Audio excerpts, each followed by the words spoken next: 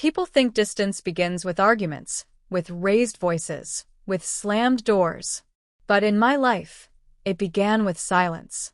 The kind of silence that doesn't shout, the kind that settles slowly between ordinary ants. My name is not important in this house. I have always been known as just one thing, Saad's mother. For years, that identity was enough to fill every room of my life. I woke before everyone else. I knew how Saad liked his tea. I knew which cup he reached for without thinking. I knew the sound of his footsteps before he even entered the house. And when he got married to Sana, I told myself something very simple. Love does not divide. It expands. At least, that is what I believed. The wedding came and went like a beautiful storm of lights, laughter, and relatives who stayed just long enough to bless and then disappear. After that, the house became quieter. Not empty, just rearranged. Sana was polite, gentle, respectful. She never said anything wrong. And yet, something shifted. At first, it was small. Saad stopped asking, "Ami, have you eaten?" Instead, I would hear from the kitchen, "Sana, did you eat?" A normal change, I told myself, a natural one. This is how life moves forward. Still, every evening, I set the table for three. Every night, I waited until they sat before I started eating. Not because anyone asked me to, but because that is what mothers do. They stay available. They stay present. They stay ready. Even when no one notices. There was no single day when everything changed. No aunt I could point to and say, yes, that was the beginning. Instead, it happened in soft fragments. Saad and Sana began eating in their room sometimes, not always. Just sometimes. "Ami, we're tired today," Saad would say gently. And I would smile. Of course I smiled. "Rest, son. I'll keep the food warm." I always kept the food warm, even when it went cold. One evening, I found myself sitting alone at the dining table, the clock ticking louder than usual. The house was not empty. They were both home, laughing softly behind a closed door. And that was the end. I first noticed something important. I was still included, but I was no longer essential. There is a difference between the two. A quiet difference. A painful one. Still, I did not complain. There was no fight, no confrontation, no dramatic realization. Just a soft understanding settling inside my chest. I was present, but not needed the way I used to be. And strangely, no one had done anything wrong. If someone had asked me then, "Are they treating you badly?" I would have said no without hesitation. Because they weren't. Saad was still respectful, Sana was still kind.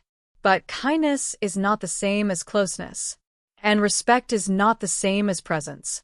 I began noticing how my role had changed. Earlier, Saad would call me from the market. "Ami, do we need anything?" Now I would hear him ask Sana, "Do you want anything?" Again, normal, natural, understandable. So why did it feel like I was slowly becoming a guest in my own home? I didn't interrupt their conversations. I didn't sit in their room unnecessarily. I didn't call Saad repeatedly. Instead, I adapted. Quietly. I started eating earlier, sleeping earlier, spending more time in my room. Not as a protest, but as an adjustment. Because love, when it is real, does not demand attention. It makes space. Even when that space hurts. The realization came on an ordinary Sunday. No argument, and no tension, just a small, forgettable end. They were planning to go out. I heard laughter, excitement, car keys jingling. I stepped out and asked softly, "Are you going somewhere?" Saad looked slightly surprised. "Oh, yes. Just a quick outing." There was a pause. A very small pause. The kind that says everything without words. He didn't say, "Come with us." And I didn't ask. Sana smiled politely. "We'll be back soon." And they left. The door closed gently behind them. Not loudly, not harshly, just normally. I stood there for a few seconds longer than necessary. Then I went back to the kitchen and turned off the stove. 3 cups of tea had been planned. Only one was needed. That day, I did not cry. Because pain that arrives quietly does not explode. It settles. Deep. Silent. Heavy. And for the first time, I asked myself something I had avoided for months. Am I staying available, or am I slowly disappearing? That night, I didn't confront anyone. I didn't accuse Saad, I didn't blame Sanaa. Because the truth was simple. They were building their life, and I was still living in the version where everything revolved around me. So, I made a decision. A quiet one. I stopped waiting at the dining table. I stopped asking where they were going. I stopped rearranging my schedule around their routine. Not out of anger. Out of dignity. The next morning, I made tea only for myself. For the first time in years. And something inside me shifted. Not sadness, not bitterness. Just calm. Later, Saad came to the kitchen. Amy, you didn't make tea for us? I smiled gently. I thought you might want it fresh when you wake up. He nodded casually. And that was it. No questions, and tension, and drama. Just a small boundary quietly placed where endless availability once lived.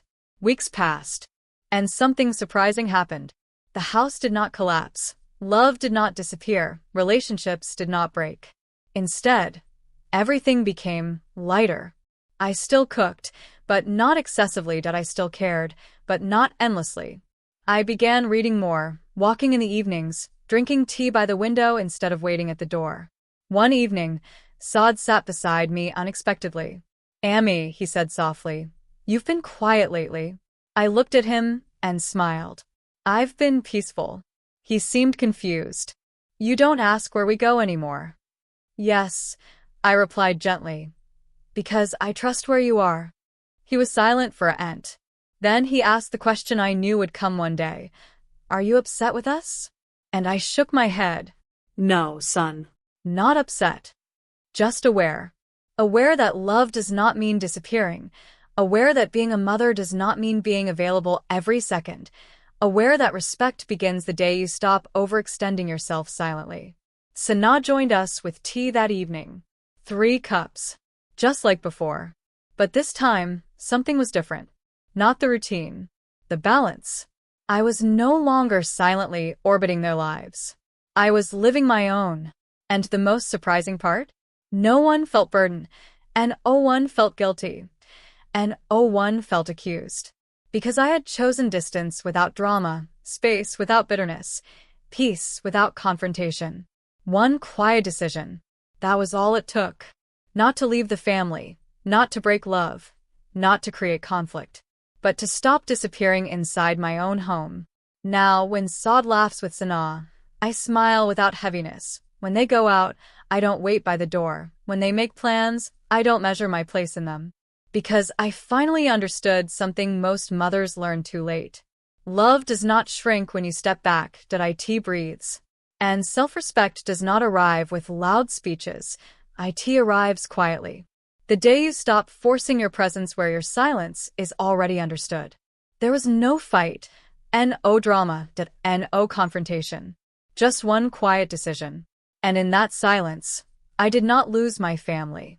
I finally found myself.